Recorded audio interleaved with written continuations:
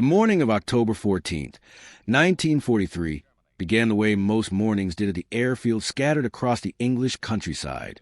Breakfast in the mess, powdered eggs going cold on metal trays, men eating without tasting because eating was what you did before a mission, a routine that kept the hands busy and the mind from going where it wanted to go. Outside the briefing huts, the autumn fog clung to the grass and the hard stands, and the ground crews worked in the gray half-light, hauling bombs up into the bellies of the fortresses, checking oxygen systems, wiping dew from gun barrels. The men who would fly that day pulled on their flight gear in silence. Heavy, fleece-lined suits against the cold that waited for them at altitude. Mae Westlife vests buckled across the chest. Parachute harnesses cinched tight. They moved through these rituals without ceremony, the way men do when they've done a thing enough times to know exactly what it costs. By 7 in the morning, the engines were turning over on the hard stands, and the sound of them rolling across the flat Suffolk landscape was a sound that the people in the villages nearby had learned to count, listening in the dark of their homes, tallying the engines going out, waiting in the evening to tally the ones that came back. This was Mission 115 for the 8th Air Force, and unlike the 114 before it, almost every man in every briefing room that morning already knew what the target was before the intelligence officer pulled back the curtain. They knew it because the word had spread the way words always spread in organizations built on shared danger. Whispered in the barracks the night before. Passed through a look between two veterans over breakfast. Schweinfurt, this deep dive into the story. Hit the subscribe button, and let us know in the comments from where in the world you are watching from today. The name alone had weight by that October. It was not simply a city in Bavaria. It was something closer to symbol, a word that carried inside it all the arithmetic of the air war over Germany, all the accumulated knowledge of what it meant to fly deep into the Reich in daylight, without fighter escort, without sanctuary, without any practical means of turning back once the formation crossed the German border and the sky began to fill with things that wanted to kill you. 11 weeks earlier, on August 17th of that same year, the 8th Air Force had sent 230 flying fortresses to Schweinfurt for the first time. The planners in England, and behind them the planners in Washington, had built their entire theory of strategic daylight bombing around a concept that sounded persuasive in conference rooms and on paper. You did not need to defeat the German army in the field, tank by tank, soldier by soldier, at savage cost to both sides. You needed only to identify the critical nodes of the German industrial machine, the places where a small number of factories produced something irreplaceable, and you destroyed those places from the air. Schweinfurt was the prize example of that theory. In a cluster of factories in and around that city on the main river, German industry produced roughly half of all the ball bearings used in the Reich's war machine. Ball bearings are not glamorous objects. They are small, polished steel spheres that fit between rotating parts to reduce friction. A tank cannot move without them. An aircraft engine seizes without them. A submarine's drive shaft fails without them. The submarine periscope traverse mechanism, the machine tools that cut the parts for everything else, all of it depended on these small, smooth spheres rolling in their races. Destroy Schweinfurt's bearing factories, the planners argued, and the entire German military machine would grind to a halt within weeks. It was a theory that rested on one assumption that turned out to be more complicated than it appeared: getting to Schweinfurt and back. The city sat deep in Bavaria, 360 miles beyond the English Channel, beyond the range of the P-47 Thunderbolt escort fighters that could accompany the formations partway and then had to turn for home when their fuel ran low. Beyond that escort boundary, the bombers flew alone, and the Germans knew exactly where the escort boundary was. On that August raid, the Luftwaffe waited for the Thunderbolts to turn back. Then the fighter controllers scrambled every available interceptor in western and central Germany and sent them at the formation. The killing lasted for hours. By the time the survivors crossed back over the channel, 60 B-17 flying fortresses were gone, 600 American airmen dead, captured, or floating in the North Sea. It was the single worst day in the history of the 8th Air Force, and the men who had flown it and come home alive understood something afterward that the planners behind their maps had not fully accounted for. The theory of precision daylight bombardment only worked if the aircraft and the crew survived long enough to deliver the bombs. And surviving was a problem no one had yet solved. The August raid had achieved something, though less than the planners hoped. Reconnaissance photographs showed the Kugelfischer and Varianite Kugela bearing works badly damaged. German war production officials were genuinely alarmed. Albert Speer, the Reich's Minister of Armaments, later wrote in his memoirs that he considered the attack potentially catastrophic. Had the Americans returned immediately, he believed, they might have permanently crippled the bearing industry before repairs could be made and dispersal could begin. The Americans did not return immediately. The losses from August had been staggering, and the 8th Air Force needed weeks to rebuild its strength, replace aircraft lost, absorb replacement crews still rough from training. September passed. The bearing factories that had been damaged in August were repaired. Some production was dispersed to smaller facilities. Speer's engineers worked around the clock. The window that had briefly opened in the German war economy began, slowly, to close. By early October, the planners had decided the time had come to go back. Whatever the factories had recovered, they had not recovered fully. German bearing production was still constricted, still vulnerable. Another strike, heavier than the first, might finish what August had started. And so the orders came down to the chain of command, and the briefing officers prepared their maps and their overlays and their photographs. And on the evening of October 13th, the word moved through the bases in a way that words always moved. Tomorrow, Schweinfurt. Sergeant Harold Stearns was 22 years old and had been a radio operator for 8 months. He flew with a crew of the 91st Bomb Group out of Bassingbourn, a group that had been in England long enough to have earned a reputation and absorbed enough losses to know exactly what that reputation cost. He had flown his first mission in February and had watched in the months, since as the original men he had trained alongside were replaced one by younger men, fresher faces, boys who still had the look of disbelief that combat produces before a man adjusts to the fact that all of this is actually happening to him. By October, Stearns was one of the veterans. He had completed 17 missions.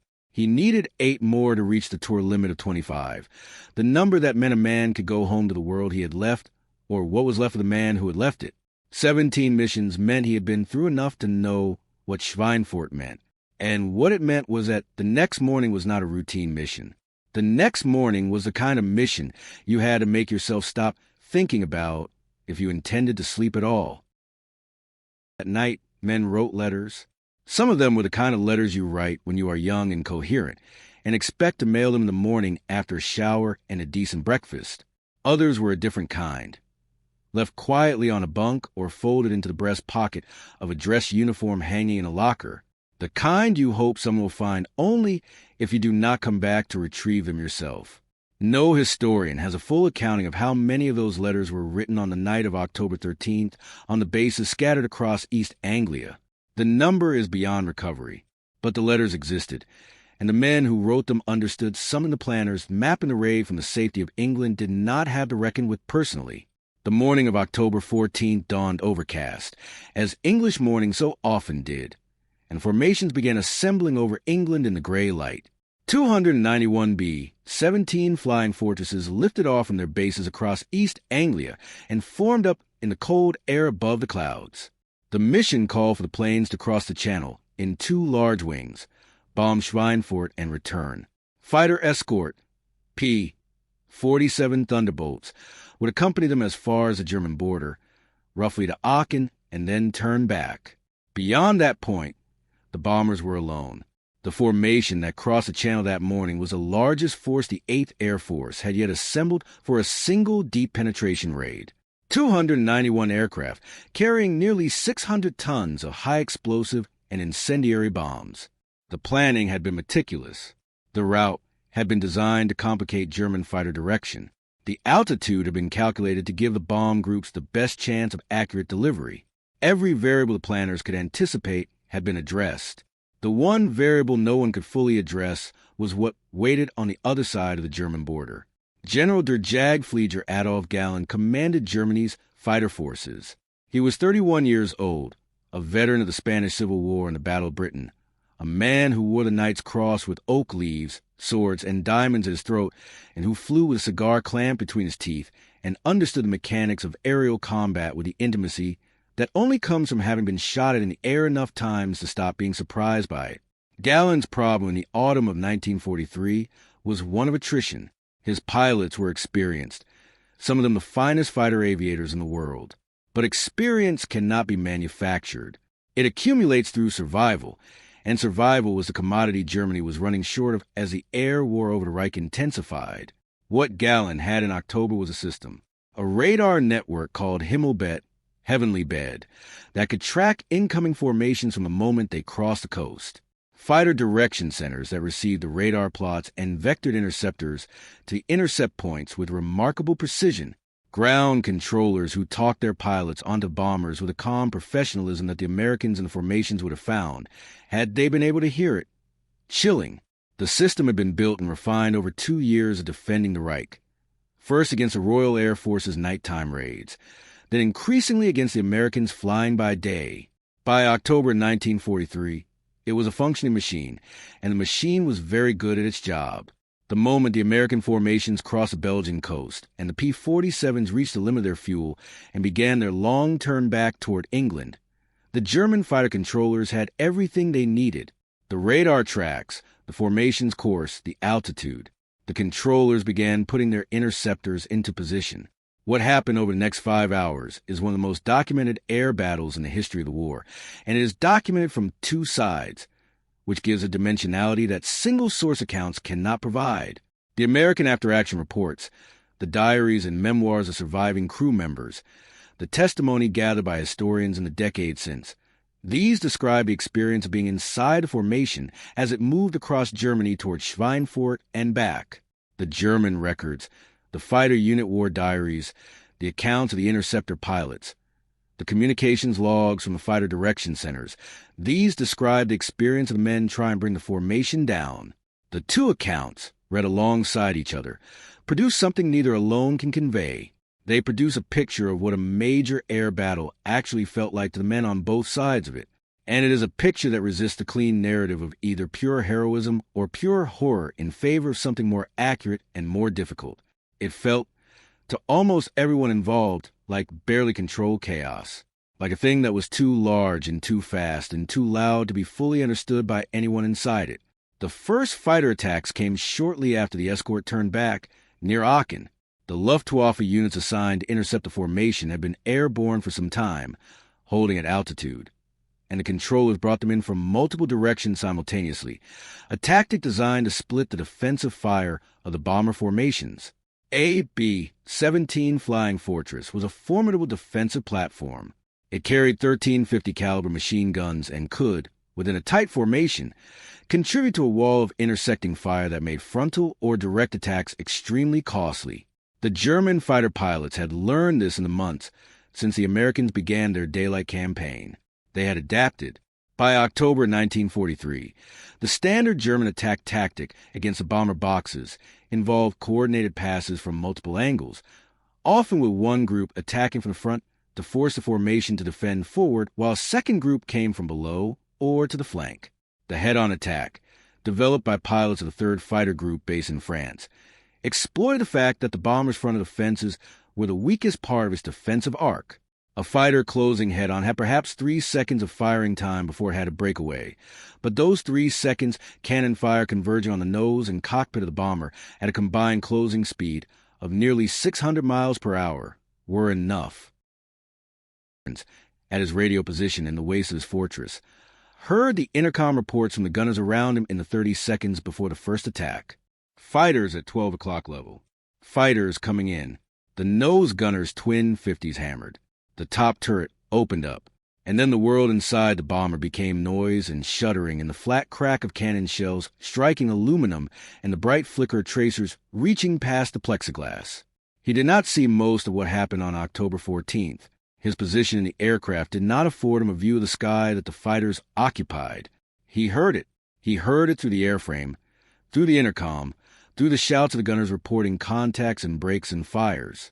He heard a B-17 in the formation off their left wing take a burst from a cannon and felt the concussion of its fuel tanks igniting through the air between the aircraft. He heard men counting fighters and calling breaks and reporting guns jammed, and he sat at his radio position and monitored his equipment and waited. What the men in the German fighter cockpits saw was different in nature, though not in essence. Unteroffizier Werner Schroer flew with the first group of the first fighter wing out of Wiesbaden that morning. He was 23 years old, had flown since 1941, and had accumulated enough experience in the defense of the Reich to have been in the cockpit for missions that still appeared in his dreams with complete fidelity of detail.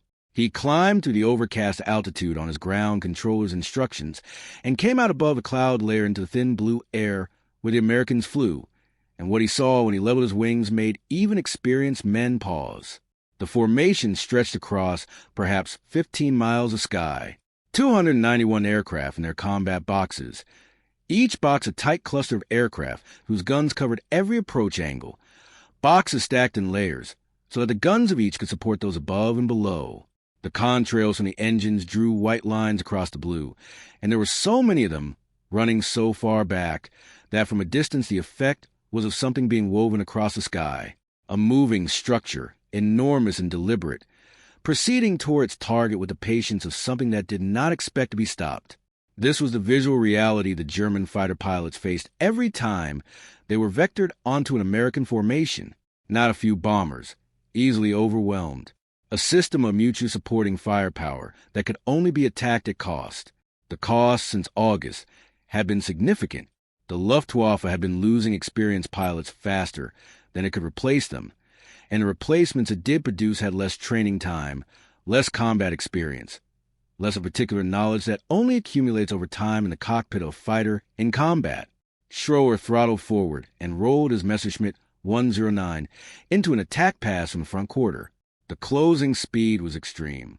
The bomber he had selected grew from a distant shape to an identifiable aircraft to a target filling his gun sight to something too large to see all at once, and in the middle of that sequence he fired, felt the kick of his cannon to the airframe, saw his rounds walking into the nose section, and then he was through and pulling hard to avoid the defensive fire from the top turret and the tail and the following formation.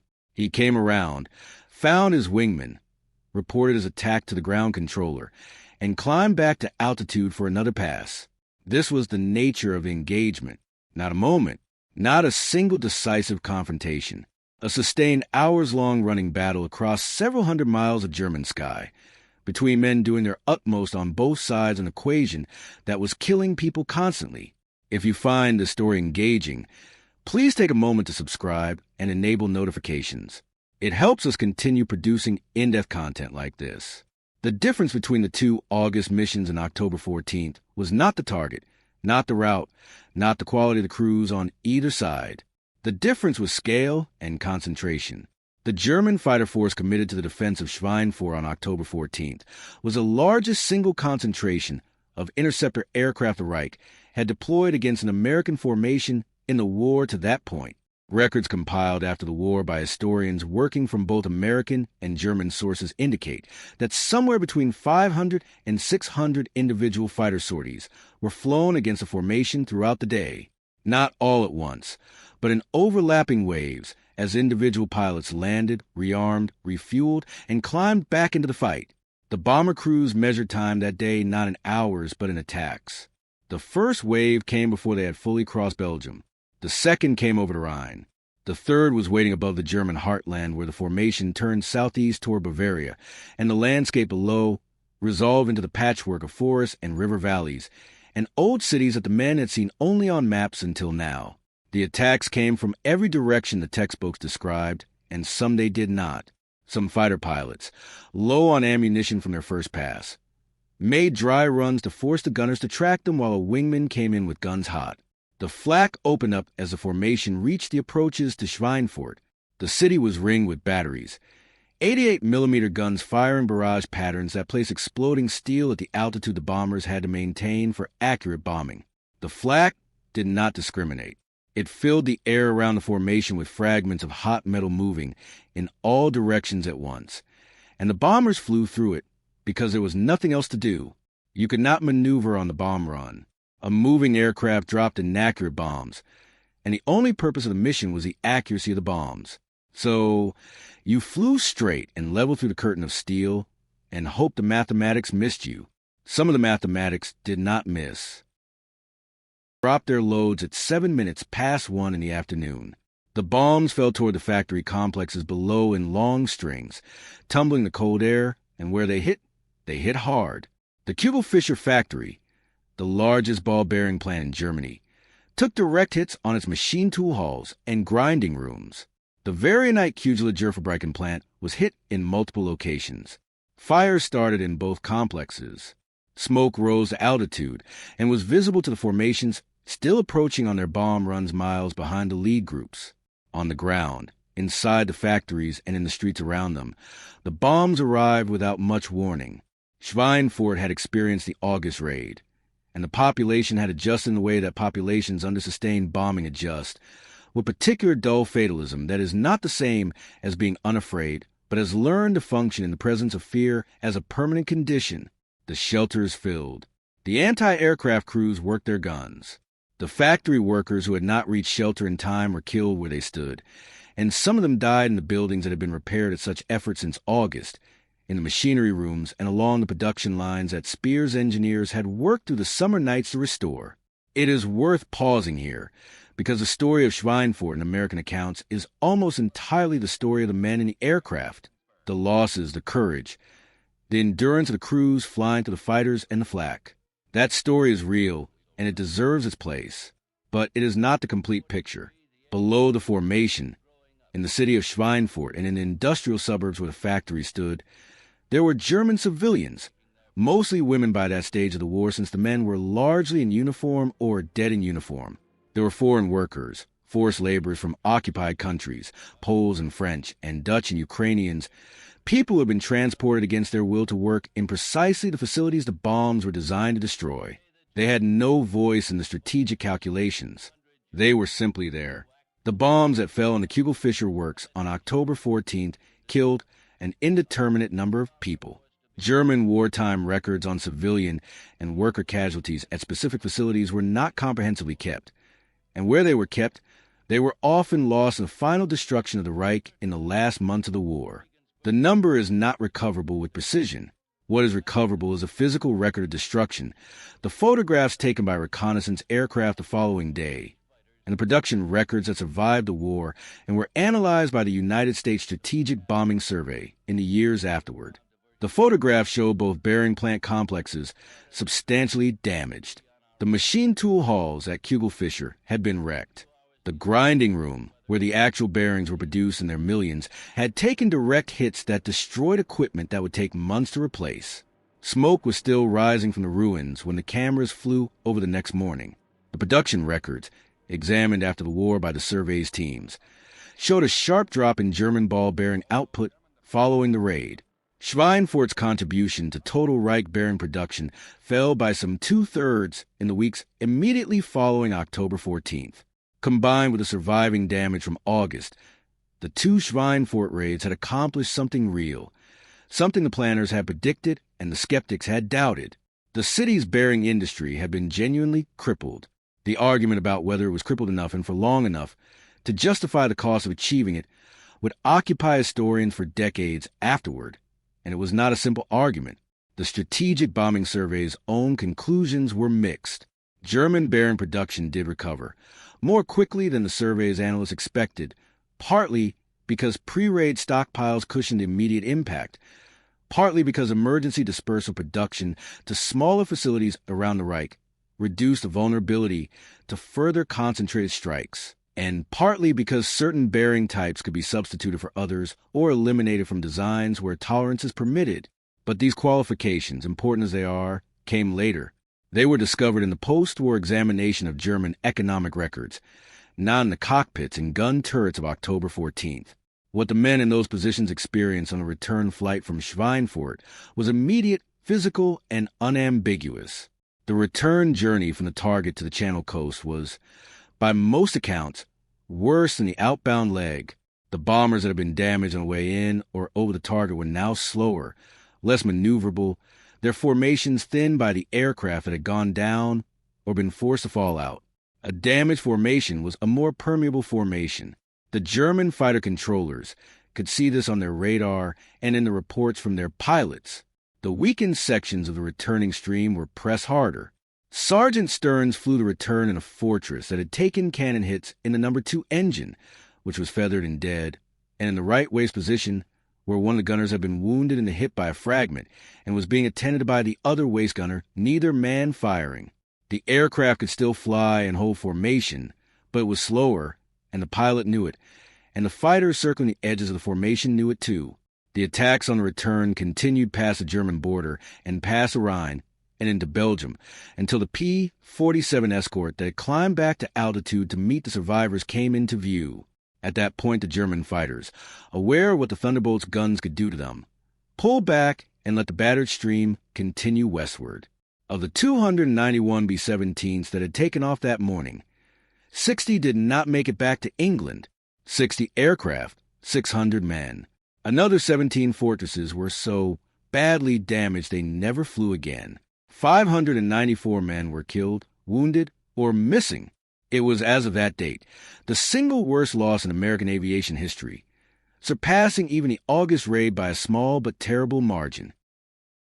So severe that General Hap Arnold, commander of the Army Air Forces in Washington, received the initial casualty reports and ordered a review of the daylight precision bombing campaign.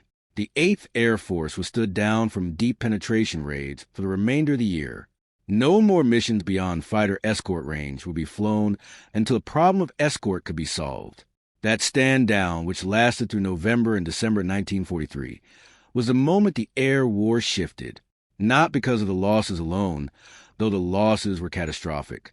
It shifted because of what the losses forced the planners to admit. The theory of self-defending bomber formations, the belief that tight boxes of heavily armed B-17s could fight their way to any target in Germany without fighter escort and accept manageable losses, had been disproved. Schweinfurt had not simply been expensive. It had been the empirical refutation of a doctrine. The men who had flown it knew this before the planners did. Crews who had survived both the August and October Schweinfurt raids did not need a strategic bombing survey to tell them what their experience had cost. They could count the empty bunks. They knew the arithmetic of the tour. 25 missions. 60 aircraft per deep penetration raid meant 60 crews, 600 men, removed from the equation in a single day. At that rate, the mathematics of the tour limit worked out to something close to a death sentence. Unteroffizier Schroer landed back at Wiesbaden that afternoon, having flown 2 combat sorties against the American formation. He had fired nearly all his cannon ammunition on his passes, had observed strikes on at least one fortress, though confirmation of a kill required witnesses, and the chaos of the battle made witnesses scarce. He climbed out of the cockpit stiff from the hours in the cramped seat, accepted a cup of coffee from one of the ground crew, and was debriefed by a squadron intelligence officer. The debrief asked the standard questions: number of passes, ammunition expended, observed results, enemy aircraft destroyed or damaged. What the debrief did not ask, because the Luftwaffe's intelligence system did not think to ask it yet in those terms, was what the pilot had noticed about the quality and character of the formation's defensive fire compared to previous missions. This question, asked systematically, might have revealed something important earlier than it was discovered. The bomber crews on October 14th were not performing at the level of the crews from the summer's raids. They were making errors, reacting late, losing formation discipline under sustained attack. The replacement crews absorbed into the bomb groups after the August losses were not the equal of the veterans they had replaced, and the difference was showing under pressure. It would be months before this observation moved through channels and reached anyone with the authority to act on it. By then, the air war had changed in a way that made the observation somewhat academic. The man who changed it was James Doolittle. He took command of the 8th Air Force on the 6th of January, 1944, 3 months after the second Schweinfurt raid, and within days of assuming command, he reversed the fundamental doctrine governing how fighter escorts operated. The P-47 and P-51 pilots who had been locked into close escort duty, flying above and alongside the bomber formations, were freed. They were sent ahead to sweep German airspace of enemy fighters. They were sent down after the bombing runs to strafe German airfields. The bombers would become bait. The fighters would be the weapon.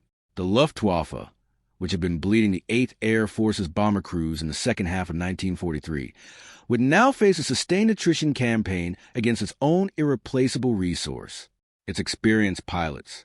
This is a connection that is easy to miss when Schweinfurt is discussed in isolation as a single catastrophic event. The two Schweinfurt raids of 1943 were not ends in themselves. They were a demonstration, written in 60 aircraft apiece, that the existing doctrine was inadequate and had to change. The change that Doolittle imposed in January of 1944, unchaining the fighters, was made necessary, in part, by the evidence of what had happened at Schweinfurt. The losses had been a kind of education, brutal beyond any reasonable cost accounting, but real. And the lesson, once learned at that price, was not forgotten. The German fighter units that had inflicted such staggering losses on the American formations in 1943 would face, beginning in the spring of 1944, an entirely different kind of opposition, not bombers trying to defend themselves, but fighters actively hunting them. And there were more of them than the Reich's training programs could replace. The defenders of Schweinfurt had their own accounting to make. The interceptor units that had been committed in waves against the formation on October 14th had suffered losses of their own, losses that the Luftwaffe's pilot replacement pipeline could not absorb comfortably. German records indicate approximately 35 fighter pilots killed or wounded in the battle over the formation's route. By the standards of the losses they had inflicted, this seemed manageable. Over the course of the winter and spring, it proved not to be. The ball-bearing factories in Schweinfurt were repaired, dispersed, and eventually struck again in further raids by both the 8th Air Force and the Royal Air Force over the following months. The question that Albert Speer had posed after the August raid, whether concentrated bombing could permanently cripple a critical industrial node, proved to have a more complicated answer than either side had anticipated. The Germans adapted faster than the planners expected, and the continued pressure required more raids and more losses that produced diminishing marginal returns. But the bearing industry never fully recovered its pre-raid output levels, and its contribution to overall German production was constrained for the duration of the war. For Schweinfurt, after all the analysis and all the revision and all the doctrinal adjustment, were the human accounts. The men who had been there and came back, and the men who had been there and did not. Sergeant Stearns made it back to Bassingbourn that evening with a wounded gunner and a dead engine and a right waist position with blood dry brown on the floor. He wrote a letter home that night. He was not permitted by censorship regulations to describe the mission in detail, where he had gone or what he had seen. He told his mother he had had a hard day at the office. It was a kind of understatement that men of his generation used as a container for things that did not fit into ordinary language. He flew 7 more missions and completed his tour in February of 1944. He went home to Ohio. He did not talk about Schweinfurt for many years. The men who did talk, those who provided testimony to the historians and the survey teams in the years after the war, described the experience consistently in terms of scale and duration. Not one dramatic moment, but hours of sustained danger, the constant sound of guns, the smell of cordite and hot metal, the sight of other aircraft going down in the formation around them, sometimes slowly, shedding pieces, sometimes instantly, their one moment, and then simply not there. The knowledge, held all the way across Germany and back, that the machine they were sitting inside was the most prominent possible target in the sky, and that the men trying to kill them were very good at their work. The German fighter pilots who flew against the formation described it differently, as professionals discussing a demanding day at a difficult but familiar kind of work. Efficient language, technical language, the language of men who had been doing this long enough that the human texture of it had been worn away by repetition. They spoke of attack angles and closing speeds and deflection calculations. They mentioned losses among their own units the way experienced men mention the casualties of a trade they have chosen, with regret but without surprise. What neither side spoke of easily, in the immediate years after the war, was the experience of the men on the ground, the workers who had been inside the factories when the bombs came down, the families in the streets of the old city when the high explosives fell short of the industrial targets, the foreign laborers whose names did not appear in most of the accounts, and who had no choice about being where the bombs fell. The United States Strategic Bombing Survey, which examined the effects of the American air campaign in extraordinary detail after the German surrender, found that the Schweinfurt raids had damaged German ball-bearing production significantly, but not decisively. The dispersion of production, which German industry undertook urgently after October 14th, spread the vulnerability across dozens of smaller facilities that would have required hundreds of additional raids to neutralize. The survey estimated that German military production, despite all the bombing it had absorbed, actually increased through most of 1943 and into 44, as the Reich's industrial mobilization, which had begun relatively slowly, finally accelerated. The bombers were destroying capacity at roughly the same rate German industrial expansion was adding it. This conclusion, when it was published, was a source of considerable discomfort to the advocates of strategic bombing theory. It suggested that the enormous cost of the campaign, in aircraft and in men, had not produced the decisive results its architects had promised.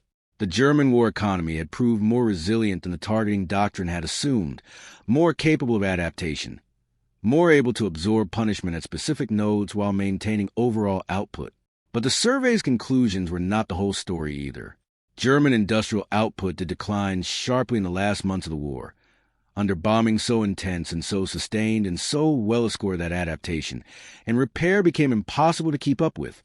The cumulative effect of 3 years of bombardment, combined with the destruction of Germany's transportation infrastructure, which later raids prioritized, and the physical loss of territory as Allied armies advanced from both west and east, eventually did what the early raids had attempted at such cost: strangled the Reich's capacity to wage war. Schweinfurt was a chapter in that story, not its conclusion. What the men who flew it took home with them was not a chapter. It was their entire experience, carried in the body and the memory as a permanent weight. The cold at altitude, so severe that frostbite could take fingers through gloves rated for the temperature. The oxygen that had to be checked every few minutes because at 25,000 feet, an unconscious man was dead within a few minutes if his mask seal failed. The sound of the guns, the look of a formation contracting around the absence of the aircraft that had just been there. The survivors of the 2 Schweinfurt raids belonged to a group that grew more exclusive with each passing year, as the passage of time did its ordinary work. The last of them are gone now. The youngest men who flew those missions would be in their late 90s today, and that generation has completed its arc. What they said about Schweinfurt, when they said anything, was not usually what you might expect. They were not given to long declarations about sacrifice or history. They were, most of them, deeply practical men from practical backgrounds, farm boys and factory workers and students who had been pulled out of ordinary American lives and put into the air over Germany at an age when most people are just beginning to understand what their lives will be. When they talk about Schweinfurt at all, they talked about specific moments. The formation over Aachen when the fighters first came in, the flak over the target, the long count of aircraft going down around them, the ride home. What they did not talk about easily, what required the specific conditions of a particular conversation to surface at all, was the experience of the waiting, the night before, the morning of, the hours in the aircraft before the German coast appeared below the wings, the knowledge that what was coming was going to require everything a person had, and that everything a person had might not be enough. And the decision to climb into the aircraft anyway was the essential act, not the fighting, not the endurance, though both of those were real. The essential act was a quiet decision taken in the pre-dawn darkness of an English airfield to do the thing that the available evidence suggested was likely to kill you, because it was a job, and you said you would do it, and the men beside you were going to do it too. 60 fortresses did not come back on October 14th, 1943. The men who were on those aircraft, 600 of them, are part of what the mission cost. The men who did come back, scarred and diminished and forever altered, are another part. And the change that the mission forced upon American air doctrine, the reformation of how the escort fighters were used, the long chain of consequences that ran from Schweinfurt to Doolittle's new orders to the air war in 1944, and what it did to Luftwaffe, is the last part, the part that is hardest to hold on to because it is the most abstract. The men in the aircraft on October 14th were not thinking about doctrinal reform. They were thinking about the fighter at 12 o'clock level and the flak bursting through the formation ahead, and whether the man bleeding in the waist position was going to make a home. They were doing what human beings do in extremity, which is to narrow the world to the immediate, the manageable, the next moment, and then the one after that.